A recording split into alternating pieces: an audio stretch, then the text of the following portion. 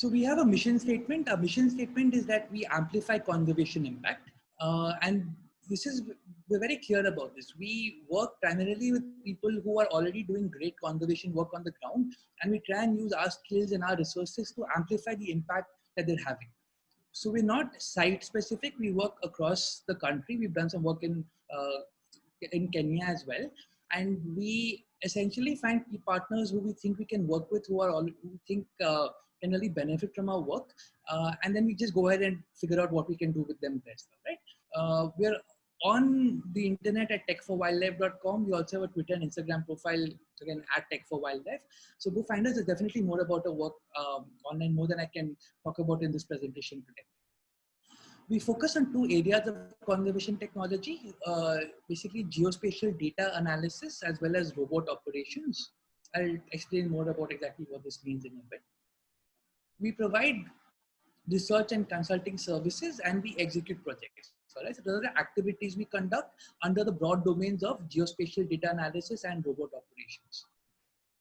I'll give an example of a project before I talk about our work in detail. And hopefully this project will kind of encompass all the services we have to offer, all the work we do.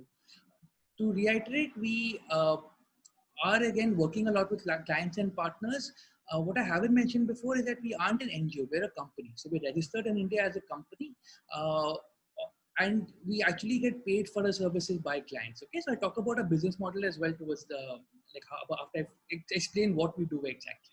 So for example, this is one project we conducted last August and September. So August, September 2019.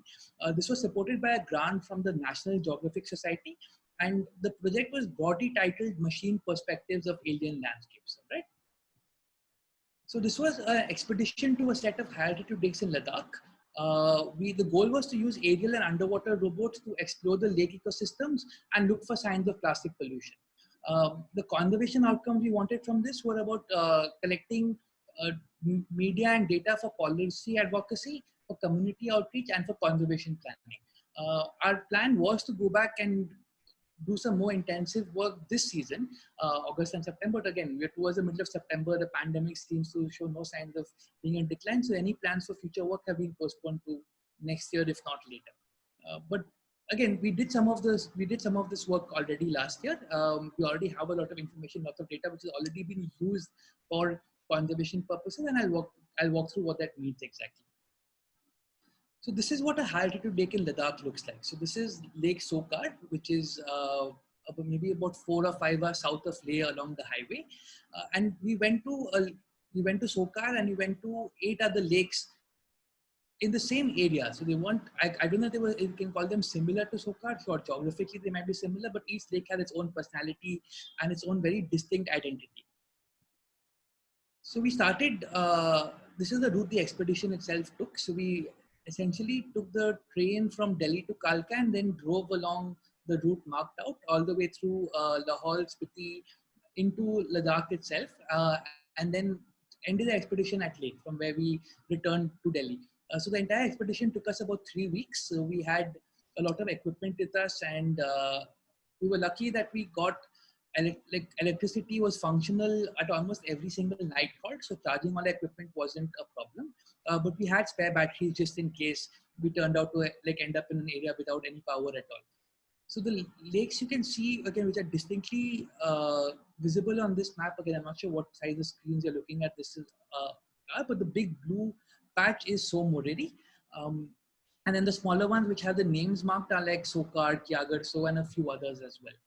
We wanted to go to Pangong, but again, because of this was last summer, and because of the military situation in Ladakh, we weren't allowed to go near Pangong with our robots. So we took 2 robots along with us on this expedition. So this is Varaha, which is the one Venkat mentioned, which is what we've used with him as well. So Varaha is a Sofar Ocean Trident. So Sofar Ocean is a company based in California. So they're based out of Berkeley. And they manufacture these robots. They've also manufactured a couple of earlier robots, of which we also have one.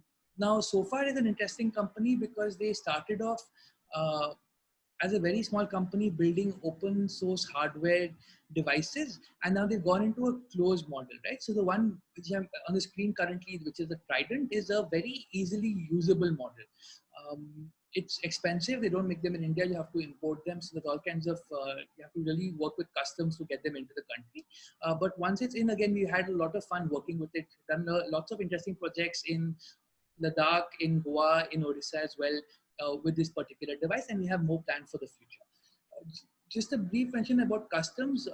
When it came in marketed as a underwater drone. So customs stopped it, saying that drones aren't allowed in the country. So I had to send them a letter saying, it doesn't have any propellers to fly. All the propellers are, for use underwater. Can you please let it through? And they finally let it through after that. Again, but that's what I mean by actually having to explain to people what these devices are, what they're capable of, and whether they comply with Indian rules and regulations. This particular image was taken just north of Kelong in Spiti. It's before we cross into Ladakh proper.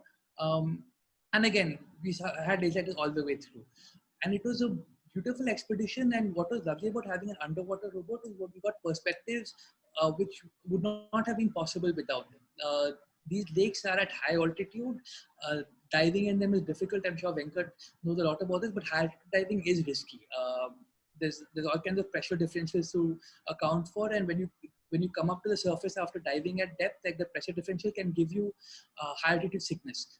So robots were the easiest and the least risky way to actually explore these lakes. The other robot we took with us was a DJI Mavic 2 Pro.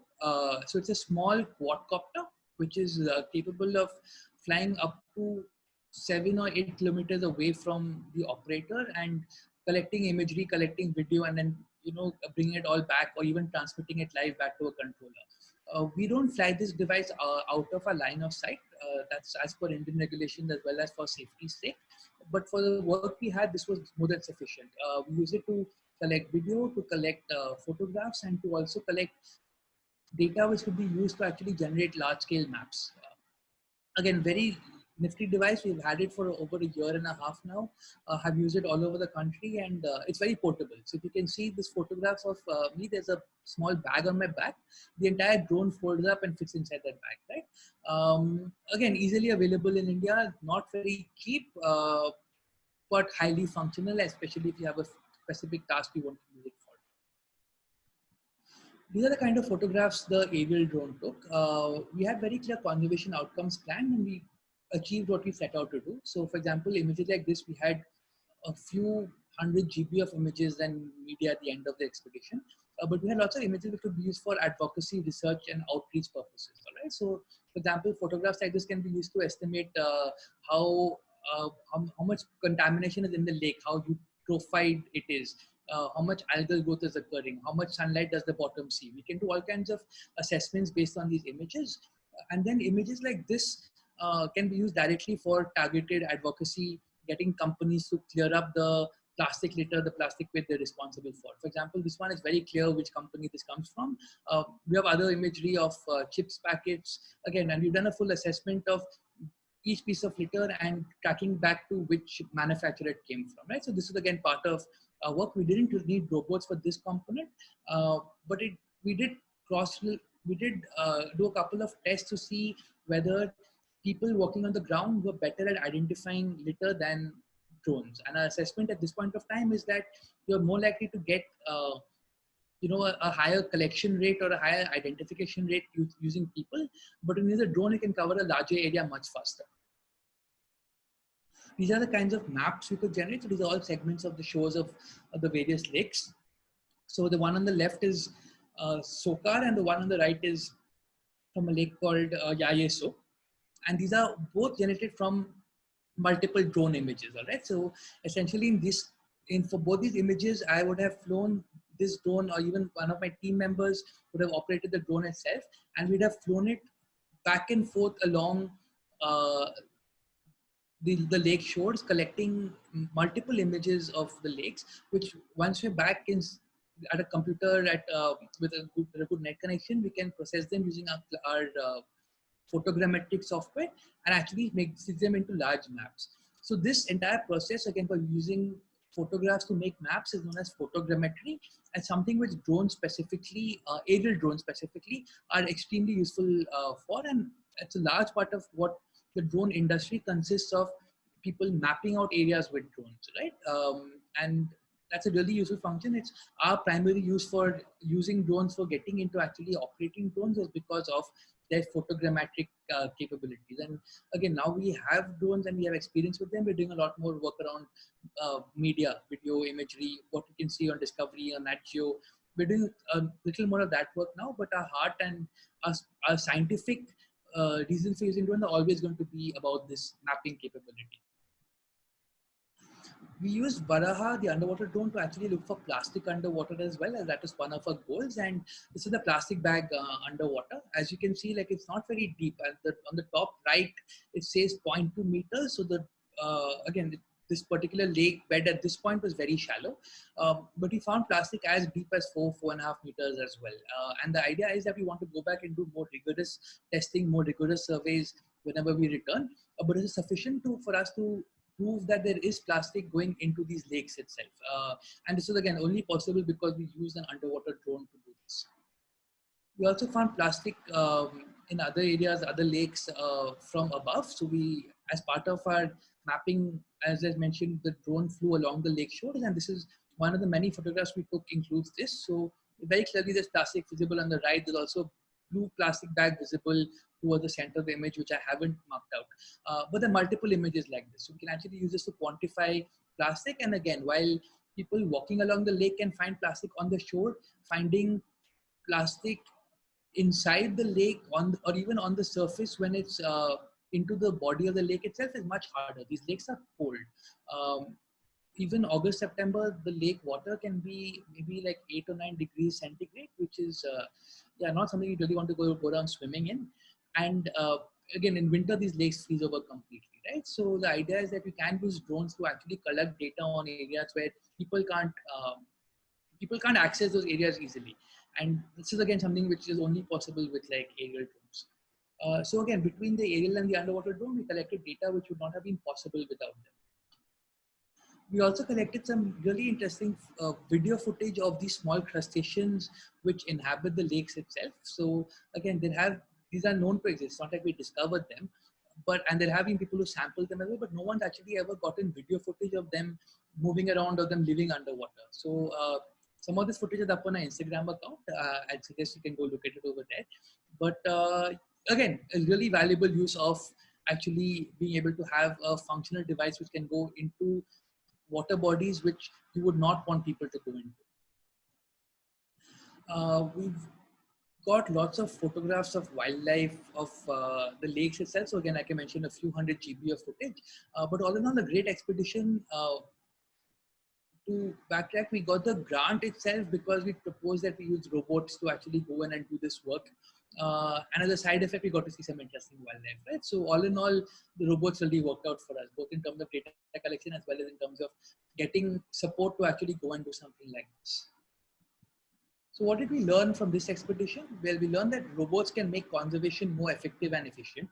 We learned that in extreme environments, using robots for ecological fieldwork can reduce both the risk to human life as well as the physical effort required. So again, like Ladakh is at high altitude. I'm not sure how many of you have been to Ladakh, but it's hard to breathe. So when you're flying into Leh, the advice is that you stay in Leh for a day to ensure that your body can acclimatize to the environment. But even once you acclimatize, unless you've grown up there, walking around, you have, I think, 2/3 the amount of oxygen you have at sea level. We're at 4,000 meters plus above sea level in Ladakh. Most of the lakes we went to were at 4,800 meters. The highest one we went to was at 5,200 meters. Again, these are pretty extreme environments, and I've done fieldwork in this area before without robots, and walking around is hard. Like, if I can walk like 8 or 9 kilometers in a few hours at sea level, the same thing will take me a full day up in Ladakh. And what the other final thing we learned was that the robots must be used carefully, keeping in mind like ecological, social, and ethical considerations. So I'll tell you more about the ethical component later. But at a very like basic level, using an aerial drone which has spinning propellers, if you don't want to be flying it above migratory birds which might crash into it, which might hurt themselves, right? Again, a drone can be replaced, but if you injure a endangered species in India, aside from how bad you feel about hurting an animal like that, is also like legal consequences to actually doing something like that. So again, you need to keep in mind the whole set of considerations before you actually use robots, especially in environments like this.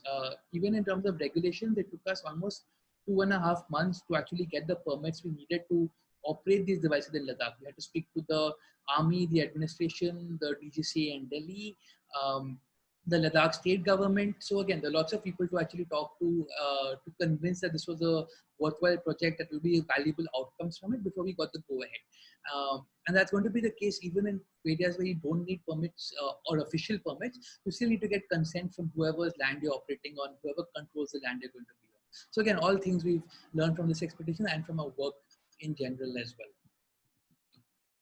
So that's just one project, right? So as I mentioned, we do geospatial data analysis and we do robot operations. The geospatial data analysis is visible in the maps I showed earlier of the lake shore itself, and the robot operations again using Baraha, using Alpha to actually get our work done. Our other work, we do quite a wide variety. So I'm just going to run through some of that briefly. I'm going to explain what the projects are as well. So again, any questions, please feel free to ask them in the Q&A section. So for example, one of the projects we've been working on and are continuing to work on is looking at India's wildlife, forest and environmental clearances. Now, again, for those of you who are familiar with the Goan context, there's currently a huge citizen activist movement to save Mulem National Park. So Mulem is a national park in the Western Ghats in Goa itself, and it's currently being threatened by 3 different projects which developers want to build through it, and the government is fully supporting these projects. One's a transmission line, one's a railway line, and one's a highway, and they all essentially are going to trisect the national park itself. Now, this is the case with Mulem, but there are so many cases across the country, and it's not like any of this work is technically illegal, right? The developers are getting clearances from the government. So what do these clearances look like? So we've are working with the databases which are available from the government on where they've provided clearances to projects itself, and we're mapping them out. So again, the map currently on screen is a map of Goa. The Western Ghats are marked in green. All the little red lines are areas where people have, project proponents, not people, have applied for forest clearances, which are at various stages of approval. And we're mapping them out so we can have a sense of which areas are being threatened by development projects, which conservation sensitive areas are going to be devastated. And this should help activists, journalists, lawyers actually put together stronger cases to ensure that these projects don't happen without considering their impacts itself. So we do work like this. Again, it's large scale mapping, lots of data analysis at the back end to make simple maps like this, and again, more complicated web-based maps as well. We do, again, similar work in central India. So this was some work we did with Greenpeace a few years ago, looking at the impacts of coal mining in central India. So the gray boxes and squares are coal fields, while the dark green areas are tiger habitat. And what we've done is, again, looking at the overlap. So all the areas which are marked in red on the map are areas where tiger habitat overlaps with coal fields, right? So again, this comes down to a stark choice. Do we want tigers or do we want coal? And again, there are compromises possible. It's just like the balance of power might lie in the favor of the coal over the tiger at this point of time. So again, can we talk to citizens? Can we talk to the politicians involved? Use maps like this to actually convince them that things need to change in some way or the other. I mentioned Mulem earlier, so this is the sort of mapping work we're doing for Mulem. Again, these maps were used for social media awareness purposes, for the campaigning and advocacy, and the map without the scanned sheet, so the one on the left, if you're looking at the screen, was also published in a couple of papers, right, as information pieces for about like the activist campaigns around Mulem. So again, we do lots of pure cartography like this. We've collected the data, we've created the maps, and we've pushed them out there where people can use them to actually make a change.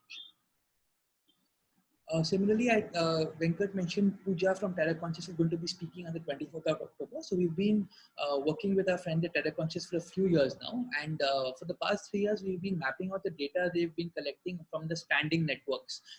So Terra Conscious has done some amazing work on setting up these networks of lifeguards along the coast of Goa. Again, Terra Conscious has more information about this and the partners they work with. But essentially, these lifeguards provide data to a central hub run by Terra Conscious, who then collect the data and ensure that aid reaches the animal if it's still alive, or if it's not alive and it's passed away before it was stranded or after stranded, then either way the forest department needs to know where it is and what animal it is. But they've also been logging the data, which is extremely valuable in terms of understanding the nature of stranding along the coast of Goa. And this kind of information in the long term is what will help reduce marine mammal, marine turtle deaths along the coast of Goa. So again, for 2018 to 2020, we've been mapping out this data. And again, we made some changes in the maps each year we've done them. And yeah, we hope to continue working with them on this. We hope the entire project itself continues because I personally think it's extremely valuable, right? But it's the kind of work we do, the kind of, when I mean that we amplify impact, this is like where I'm coming from with that statement, which is we already have people on the ground who are doing amazing work. The specific aspects where they can use our technical skills to ensure that their work gets pushed out there. People actually look at components of the work more than they would have otherwise because of what we can help them with. And again, these are the maps which we're using to do that kind of work itself. We also do training workshops. So again, once the lockdowns, post the pandemic, looks like all training and all workshops are going to be virtual and online like this. But yeah, this is in the before days when you can actually sit in the classroom and everyone's not wearing masks and you just like can have a face-to-face conversation in that sense. So this is from earlier this year, actually January this year. And this is giving a workshop on how to use drones for mapping rivers. And this is, yeah, for the Bangalore Science Gallery. We've done similar workshops in the past few years on using OpenStreetMap on all kind of technical aspects. And this is the kind of work which we think is really impactful in that our skills can now be transferred. We can train other people to use our skill set similarly and actually make a change in their own context. Our goal is not to be the only conservation drone pilots in the country. The idea is to have these networks to really scale up the impact as we go on, because there's going to be a need for this kind of work for a long time to come. I mentioned again a lot of aerial photography and videography. So we do lots of mapping work, as I mentioned, and then again, when there's still some battery left on the drone, we can actually collect some photographs as well.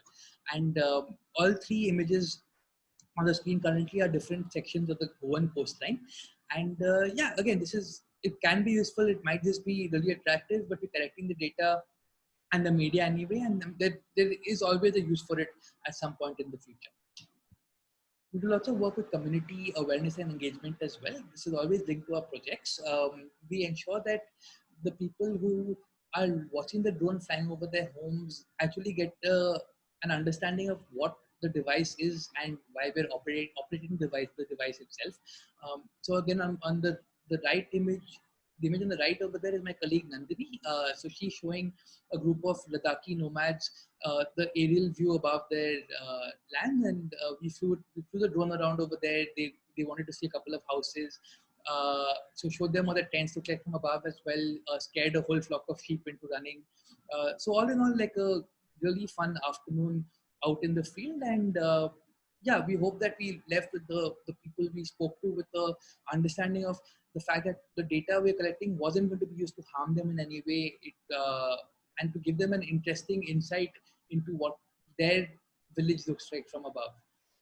The image on the left again, that's me in Orissa showing a group of young boys who most of them were affected by a cyclone. So cyclone Fani last year really hurt the villages these children lived in very hard. So we were using drones to actually do estimates of how many trees had been destroyed in each village so the state could come in and give them compensation. So we were showing them again what their villages looked like from above. They had particular playing fields they were video play with, so we were looking at those from above as well. Again, giving people perspectives on using drones itself. So talk briefly about our revenue and impact model. So essentially, as I mentioned, we're a for-profit company. So the first straight up is that clients pay for our services. So we offer a set of services and we customize them depending on what exactly is needed and what we think would make the most difference. And then after that, we provide them with the quotation and they come back and say, okay, this is okay with them and or not. And we go back and for the negotiate, but we eventually we try and find a fair way to actually get the work we want done and to execute our projects.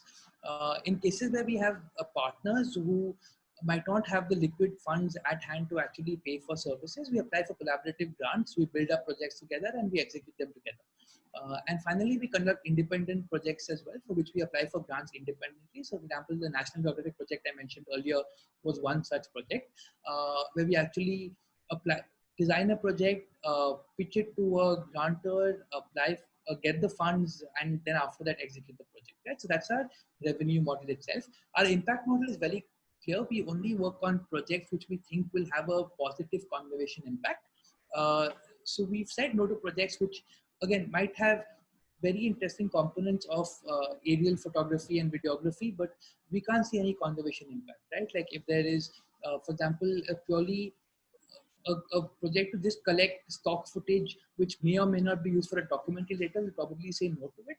But if it's a project which is focused on a documentary for, which for a very sensitive, pertinent issue, then we probably say yes, right? So that's the kind of assessment we do in terms of impact as well. So pretty we have a pretty structured model in terms of assessing impact, and that's really important for us because without it, it would be easy uh, to say, okay, fine, if project is paying X amount, then we can commit to it without actually looking at how much impact it has. But because of this twinned revenue and impact model, we're able to pick projects which are able to pay for themselves in some way or the other. And that's what makes us actually happy doing this. So again, as of the four main grantors we have now, I put them on the screen below. So they're the ones we rely on for independent work, and we've got lots of other collaborative grants for our partnership work as well. So again, that's our work itself. Any questions, ask me in the Q&A, I can answer them if I can. Otherwise, we're on the web at techforwildlife.com. And then we also got our Twitter, Instagram up at Tech for Wildlife, all right? That's where we are at this point of time. Oh, sorry, Venkat, you want to say something? No, it's good.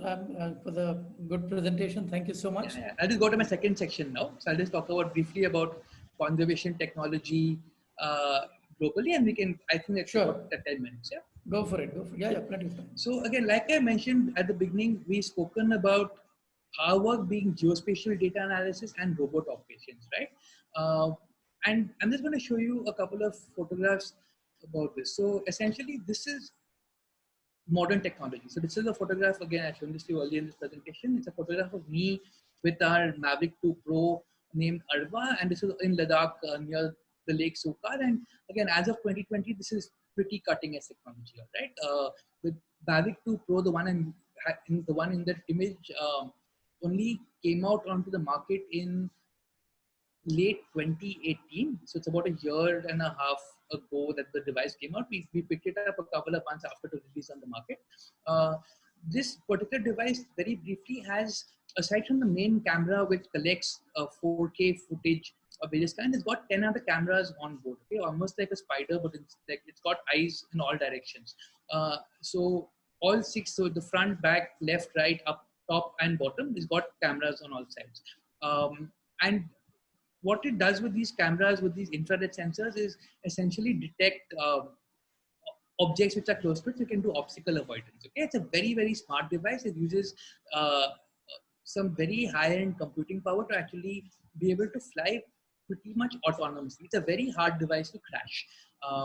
Again, cutting edge technology in 2020.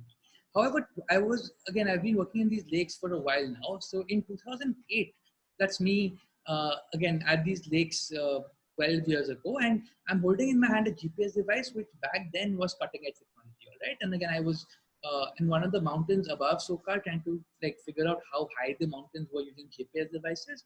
And that's what, again, I think the highest I got to was 19,910 feet or something. But again, really high up, and cutting edge technology which was able to work in these extreme environments as well. And yeah, again, in 2008, that was what we would call cutting edge technology.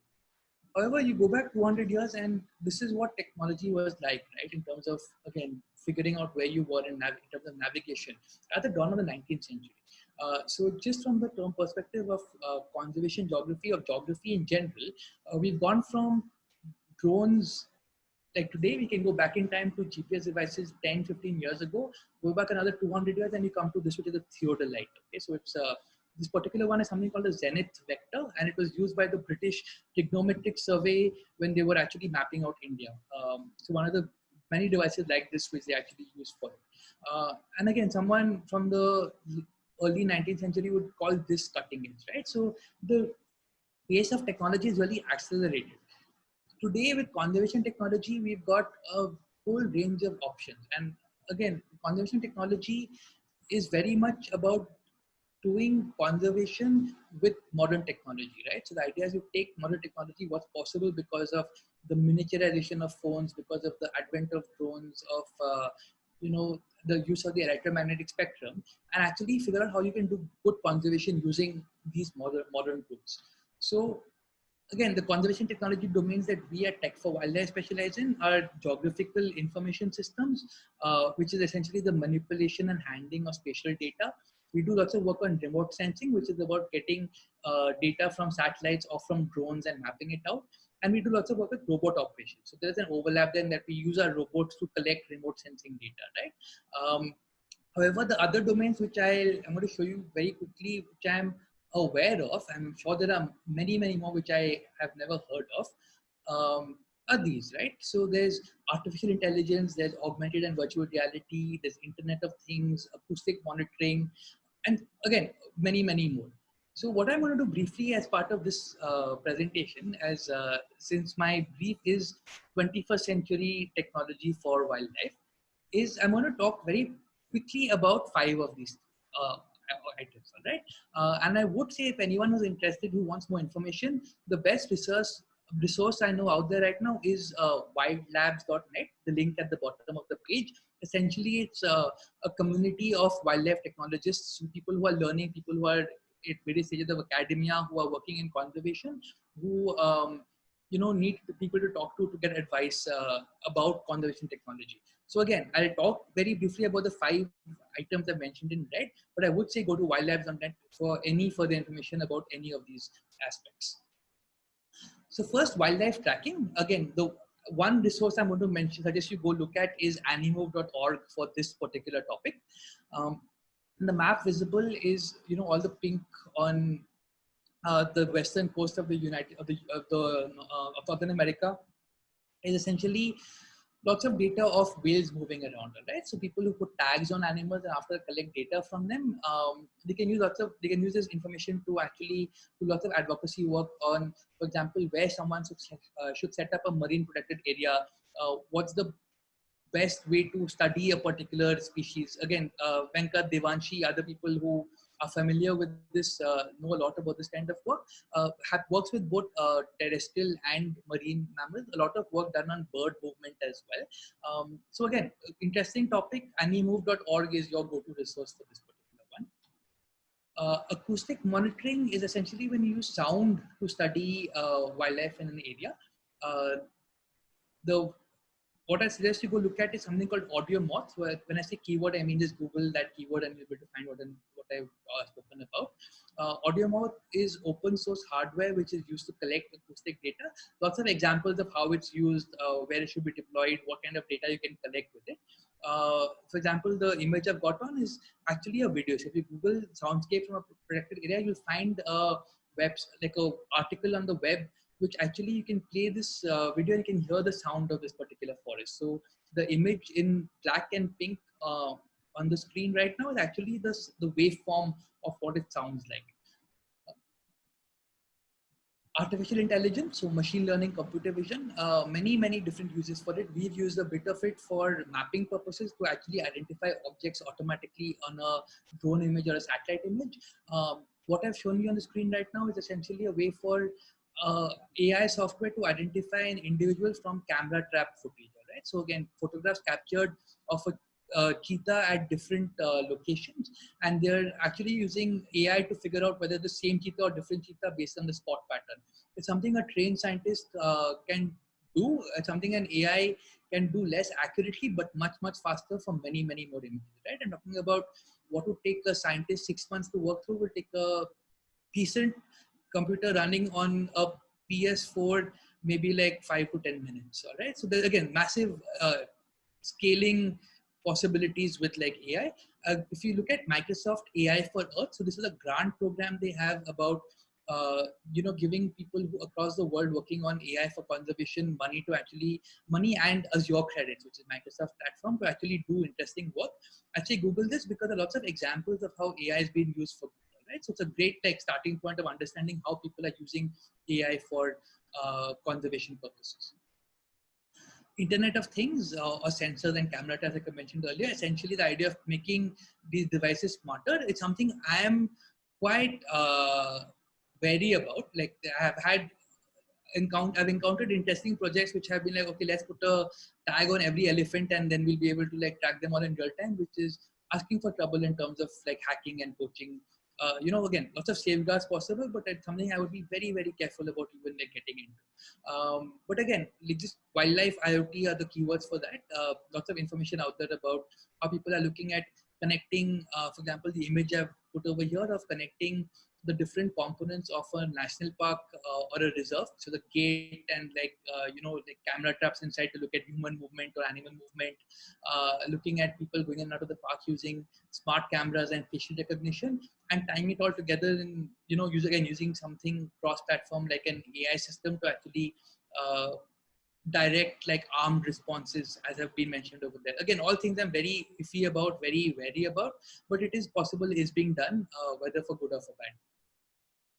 Finally, there's augmented and virtual reality. This is quite a fun one. I haven't actually seen too many practical and impactful applications of this yet outside of conservation communication, but that itself can be quite a worthwhile task, right?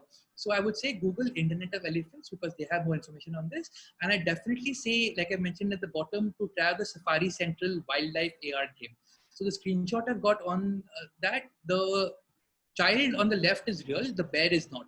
The bear is a augmented reality bear, right? So again, the child is just throwing a ball in the air, but whoever's operating the phone, taking the photograph, can see like this bottle of a bear in the image itself. Again, the Safari Central Wildlife AR game, lots of fun to experiment with.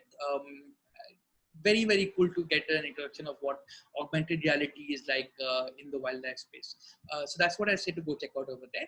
I'm going to close my presentation with a couple of slides on something very close to our work itself. Right. So before implementing any conservation technology solution, I'd say that you always have to consider the ethical implications of the work you're doing, as well as the social impacts, right? Like if you're doing something, you're the one responsible for the consequences of your action. It doesn't matter who's built the drone. It doesn't matter who's operating it. If you've done either of those things, you are as responsible for it as someone who does something which is ethically questionable or has a negative social impact. And that's all really important. Again, Venkat is completely right. These are a lot of fun to play with, all these devices. They can be very much considered to be toys. What stops making them toys is when they become dangerous. And again, it can be hard to understand exactly why, but like for example, one example is that in areas we worked in, we've heard stories of how the forest department has told local communities that when the drone flies overhead, they're supposed to go indoors, right? And it's a method of oppression. So we've heard stories like this from communities as well. It can be used quite dangerously, and again, these are impacts we have to be really conscious about, right? So for example, when we fly a drone, we talk to communities because who knows if they've been told that, okay, this drone means you go indoors. We don't want to be scaring people with our work like that. Something to really keep in mind when doing any of this. I want to close with three quotes from three authors who I'm very fond of. So Arthur C. Clarke, a few decades ago, said any sufficiently advanced technology is indistinguishable from magic. What we're doing today with drones, with AI, even 20, 30 years ago, people would have been pretty startled with the kind of results we're able to get, what we're capable of doing. Again, it can seem magical. To be very conscious of the fact that you have to be really responsible for this kind of the power you can wield and to not be ignorant of that. William Gibson, he wrote a book called Neuromancer, again, great science fiction from the early 90s, the father of cyberpunk, as it were. Said that the future is already here, it's just not evenly distributed, which is very true. Again, during the pandemic, the lockdown, it really came into stark contrast in India, where a whole sector society is using technology to actually continue the livelihoods, while others have not been able to, right? And it's just because they don't have access to the same components of tech as others do. And finally, Kentaro Toyama, he's currently a professor at the University of Michigan in Ann Arbor, but used to work with Microsoft Research. He said that technology only amplifies underlying human intent and capacity. And this is essentially that technology doesn't change the purpose of what someone is doing. If someone wants to do harm, technology might just make it easier for them to do so. So again, our goal is to amplify conservation impact. We have to be very conscious that we're not amplifying negative impacts. And yeah, I think I'm going to close with that. More information on how to find me, my email address is up on this slide, Twitter, our website as well. And yeah, I look forward to any questions you may have. Thanks, Shashank. That was very informative. In fact, I've been trying to find time to pin you down and get information as much as possible. You answered most of my questions. Wonderful. Thank you so much. I'm going to share a short clip or two of Shashank's footage at Grand Island in Goa, which he shot underwater for us. So you can stop sharing your screen. I'll bring that up. Let me see.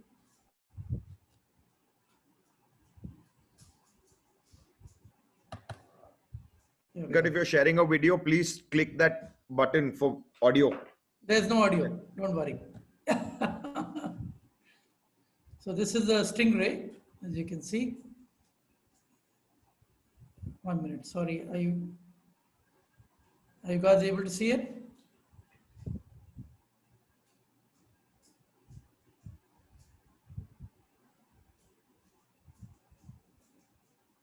It's taking a bit of time to load, sorry.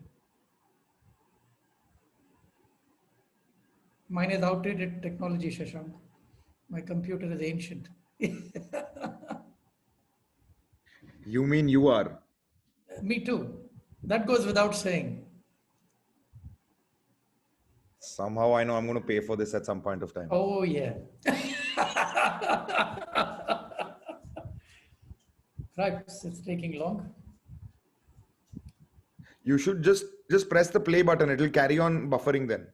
Okay. Can you see the screen?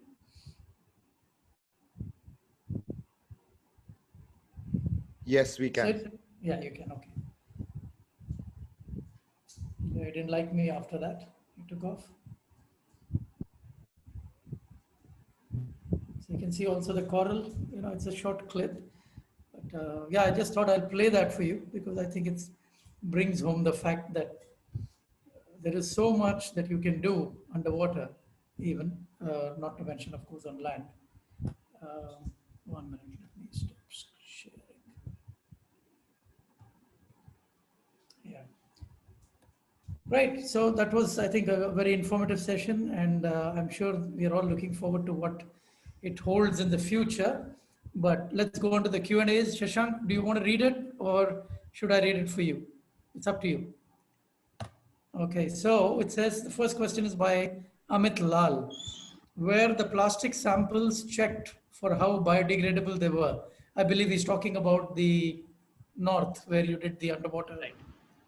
So Amit, we collected the plastic and we took it all and we left it in, again, make sure it got back into the garbage cycle in Ladakh itself. Otherwise it was going to be left at the lake itself. The plastic samples itself, we didn't do any lab tests on them. The plan for the next time we go was to actually do microplastic surveys.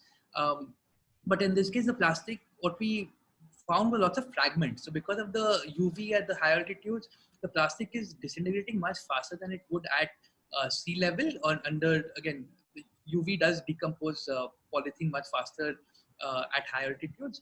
So what the worry is that all plastic is going to degrade only up to a point and then become very small microplastic pieces, which is going to go into the environment. So yeah, I hope that answers your question. Okay, great. Anita George, who's a marine biologist, has a question. Any primary data you collected using drones? So we've again used the drones. I know that there are projects like there's something called Snotbot out there, which is essentially a way to use drones to collect lung samples from whales by flying through the plume they spout above their heads, right? So we haven't done that kind of active data collection. All our work with drones has been around passive collection of video of like imagery as well. All our mapping data though is primary data in that context. We can use it to actually, in some areas we've done primary data collection over a few weeks, flying a drone every week and collecting data which we can then make maps out of, and then comparing those maps to each other to see what land use change is like in a very small area. The other kind of primary data we collected using drones specifically. So are we gonna start flying your drones through whale snot very soon? Off the coast of Goa? Yeah. That would be lovely. The humpback dolphin, I'm sure, would be excited by having a drone added to all the noise they already have around them, but you can give that a shot. They can actually hear the drone whirring on top, right? Even marine animals? There have been tests which show that like animals, some animals don't care. So I've seen footage, for example, of Asian elephants who have not bothered with the drone is almost touching their backs, while others who've seen it and scattered immediately. So it's also, again, about what animal it is, what perception or what experience they've had with drones in the past. With dolphins, I'm not quite sure. I've seen the Duke University in the US has done lots of work with marine mammals, flying drones 20, 30 meters above them, and they haven't noticed any reaction specifically. But again, I think the one test they had which showed a nursing calf. So mother with a calf, she got a bit like agitated with the drone. Okay. Right? So again, it can vary, but you have to be really cautious about it. Right. Okay. Amit Lal is back with another question. Were the aerial UAVs fully functional at a region like Ladakh, where there is less dense air on surface? That's a great question. So the UAVs, they normally have an altitude rating. So the one we're using has a rating of about 6,000 meters above sea level. Like again, the Indian Chetak is the helicopter is capable of flying at higher altitudes as well. They are a lot noisier. The battery drains a lot faster because of how much they have to, work at those altitudes, but they are capable of flying. So even the dense air did affect flying capability. For example, it's more sluggish than it would have been at sea level. Again, more noisier, less of a battery life, but very much functional. Okay, I think you've just answered Devanshi's question. She had a question about high altitude affecting brain functionality. Right. So the thing is, again, this to upon that with the underwater drone, we didn't see any such issues. I'm still unclear as to the nature of pressure underwater at high altitudes. Because again, I'm familiar with the fact that from a physical perspective, the pressure 1 meter below the surface at 4,000 meters should be about the same as that a meter below the surface at sea level. But I'm unclear about how that actually manifests in terms of people diving, in terms of underwater drones as well. There's one drone called the Lily, which was being crowdfunded for underwater use. It was not tethered. It was remote. And you could control it from your controls on your wrist while you were diving. But unfortunately, I think they could not raise the funds or something happened and it died, which is sad. But anyway. Yeah. There's lots of drones out there right now, and they're more coming out again. The market is not shrinking globally anyway. We'll see how the pandemic reacts with how Indian regulations react as well. Lots of rules around drone use. But yeah, there is lots of scope for more underwater drones from different manufacturers as well. Looking forward to that. Okay. Amit asked, as the marine lives are more sensitive to vibrations, does the underwater ROV give enough scope to explore them at their natural habitat? So we've tried using them with otters in Goa, and again with the drones we're using the underwater robots. It's possible to actually completely disable the engines at a particular point and have them sit on the bottom. So till we have more information on how sensitive a particular animal is to it, we won't know. We won't have a exact answer. We have some projects planned again, all pre-pandemic, of looking at how dugongs in the Andamans react to an underwater drone, how dolphins of the coast of Goa react to drones as well. So those are like more sensitivity tests as to what kind of noise from a small robot actually gets them agitated. But again, definitely interesting question because more work needs to be done to understand this. Right. I think Anita is asking, can they get good pictures of corals? Any maximum depth drones could record? So the interesting question in that, like, the drone we're currently using has a fixed camera to it, but we can always attach more cameras, other sensors on it as well. So your photographs of the corals are going to be restricted to the camera quality which you attach on the drone itself. But yeah, it's definitely possible of getting images as good as any a diver can collect. The max depth, the ones we're using, can go up to 100 meters deep. There are underwater ROVs out there which go down like 11, 12, 30 kilometers with the industrial ROVs. They cost in the lower millions of dollars in a sense. The one we're using costs like under $10,000 each. So again, not cheap devices, not something you buy as a impulse purchase, but definitely more accessible in terms of doing research work. Yeah, so again, one we have can go up to the rated to 100 meters. You get ones which are more expensive, which go slightly deeper.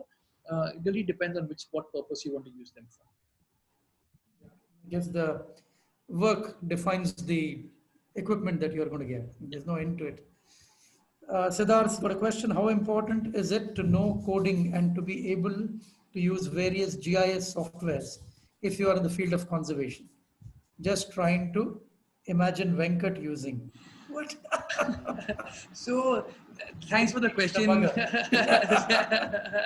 So we use R a little bit. So R is like statistical software. We definitely don't need it for our work. So again, like for even GIS work, we can do lots of our work without doing any coding at all. At some point, you might find coding is helpful and it makes your work faster and more efficient, which is that's a I've been trying to teach myself Python for the past few years. I've got somewhere with it, but I would definitely not call myself a Python programmer, right? Something like C++ or Java, I can understand the structure of a coding package that I don't even try to claim to be able to like write in any of those software packages, right? Again, I can do hello world maybe, which is like 2 lines of code. But you don't need to know any of it to actually do any of the you don't need to actually know any of coding to do any conservation technology work. You can fly a drone without knowing how to code. You can go out and collect data without knowing how to code. You just need to, again, my opinion is that you just need to be clear as to what impact you want to have and make sure you're focused on that impact. So it's possible to do really great conservation work with no technology at all either. You can do it without phones, without pen and paper. There have been enough cases in the past 200-300 years of people doing amazing conservation work with just that the amount of hard work they can put in without any technology at all, right? Technology really helps the work go faster. You should make sure it doesn't become a hindrance, and definitely not knowing a component shouldn't stop you from doing good conservation work. Okay, Amit's got a question. Can a tagged marine animal help track microplastic particles as one can track the path they followed? So that's an interesting one. I haven't seen any projects which have actually used marine like tags on animals to actually collect data on the marine environment directly. Primarily because collecting, like getting permissions in any country to put tags onto an animal is hard, and these are also expensive operations because you need to make sure that you're catching the animal. You have to have a vet, tranquilizer, all these things on board. Seeing which there are tags which on animals, for example, the Aribada program based out of the UK has put tags onto turtles, and these tags collect like video as the turtles dive. So a bit like the drones we've been using underwater, these turtles are collecting footage of their underwater environments. Again, this data is being used primarily to understand how the turtles behavior, but I don't see any reason why it can't also be modified in the future to collect microplastic particles, data on microplastic particles.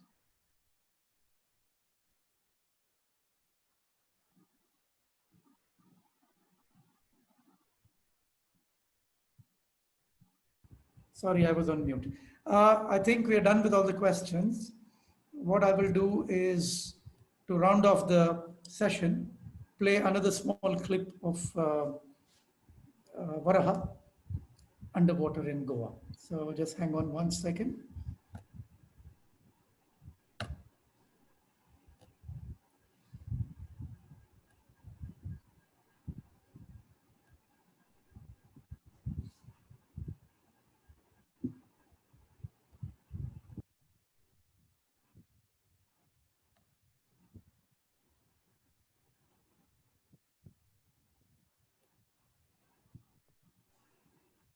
Sorry, hold on.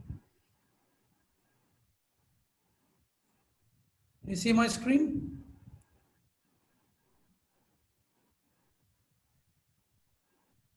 Hello. Yes, can see your screen. Sorry. Just Okay. play. Yeah. Okay. Yeah. Got it.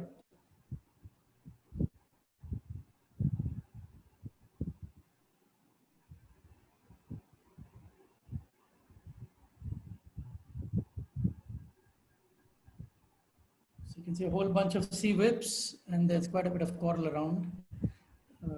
Sponges.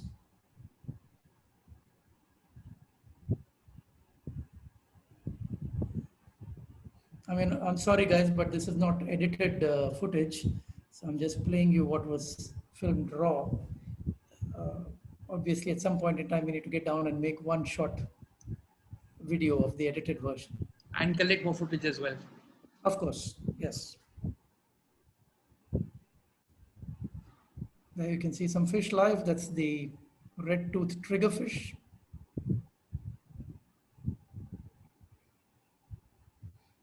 I think it was a fairly clear day that day for us, luckily. Otherwise, we would have had problems. Yeah. Here we go, mullets. More triggerfish. They get very curious. I think they were wondering what the drone is all about. The government didn't tell them to stay at home, you see, or inside their houses. Yeah.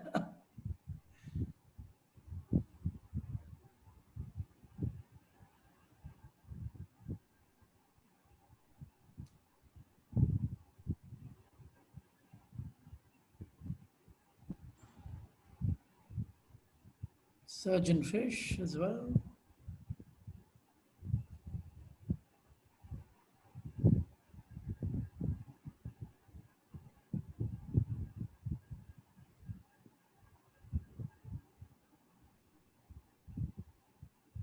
Here's some coral. You can see table coral, brain coral species. A bit of damage on them because of boring worms and the sort.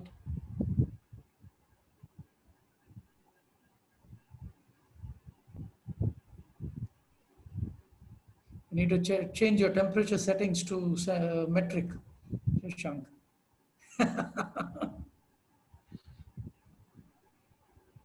Oh, that's the bearing. Sorry. I'm sorry. I thought that was done. Right, or the degree in the middle. Yeah, Right? yeah. I think the temperature on the Sorry. top right, if I can see the screen correctly. I just saw it going to 300 something. I said, what? So navigating it is hard. There's no GPS on this device. So we need to actually use a compass so that you get a sense of the bearing and also know where it is. Again, this is Right. slightly harder to operate than the aerial drone, but again, very manageable. Okay, cool. Lovely. Nice sun rays coming in.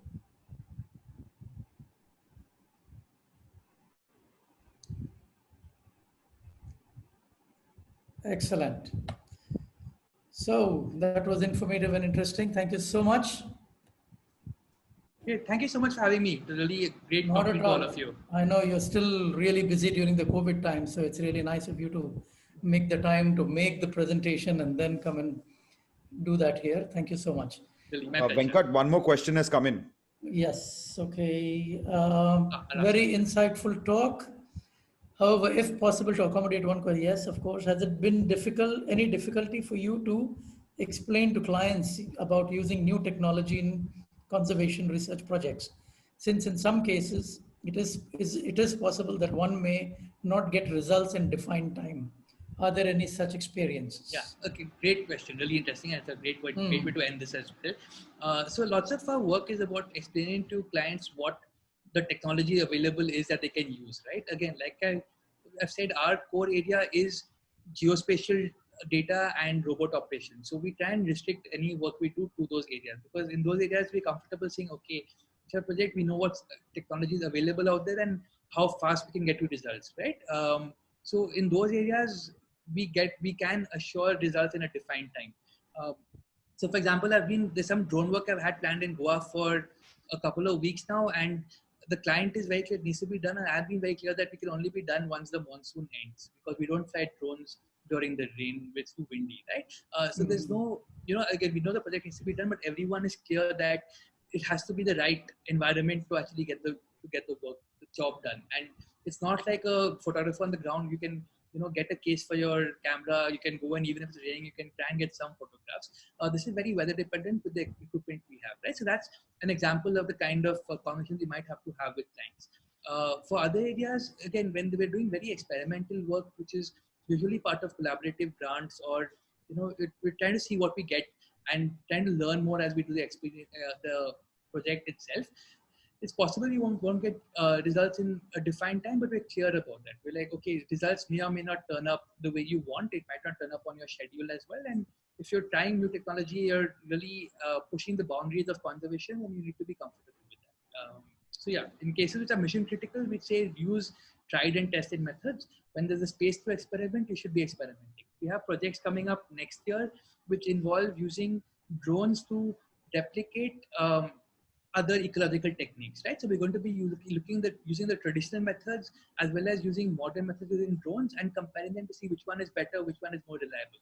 And that's the kind of work which you need to do to actually make sure technology can be deployed effectively. I think what is exciting for you, Shashank, and also for me, of course, is the underwater work that, you have such a kind of broad view of everything, and the possibilities are just limitless. At what you're doing, as you said, you're always pushing the envelope to explore and do more and more from even what is the limited technology available at this point in time. So I'm sure the future holds, of course, unlimited potential. But I got really excited when you told me and we talked about doing the 3D modeling for the coral reefs here. Right. So I think that is something we really need to work on, and hopefully we get some funding and we do that project. Yeah, that very sounds soon. amazing. Yes. Yeah, it'll be totally awesome. Yeah. All right. So we run out of questions, we run out of time, and we still have patience, but we're going nowhere with it. Yeah. Okay. All right. All right. Thank you so much. Thank you so much. Thank you. And thank you, Sid, for making it all happen and also being so supportive at times when I'm technologically challenged. You're keeping me hanging there. There it is. There it is. Hey, I'm being genuine. I'm being genuine. No, really appreciated that. Thank you so much. And thank you guys for attending and making this session successful. So the link will be shared later. We'll put that up. And I'll catch up with you soon, Shashank. Thanks. Bye. Bye. Bye. Good night.